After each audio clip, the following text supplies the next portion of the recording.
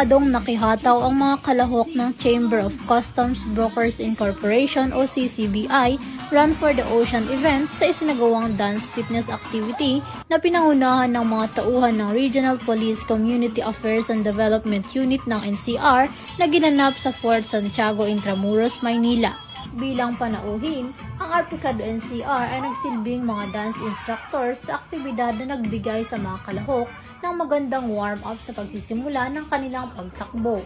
Of course, we would like to thank the PNP for their ever supporting and continuous, support dito sa ating event from year 1 hanggang year 3. Lagi-lagi sila yung kasama natin dito. And of course, we're looking forward to the PNP to support our, future activities, lalo-lalo na dito para sa ating mga customs broker at saka yung mga future customs broker natin ng mga students. Maraming salamat PNP, and we look forward for your future support dito sa CCBI.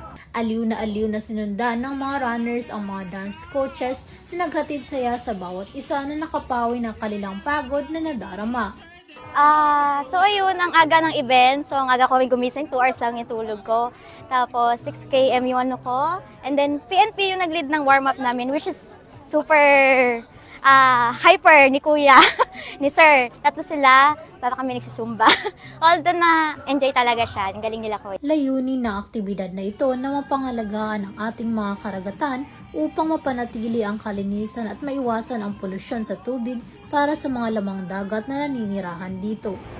Mula dito sa Intramuros, Manila City, ako po ang iyong PNN correspondent, Patroluman Mika May Bahiwag, alagad ng batas, tagataguyod ng Balitang Pulis.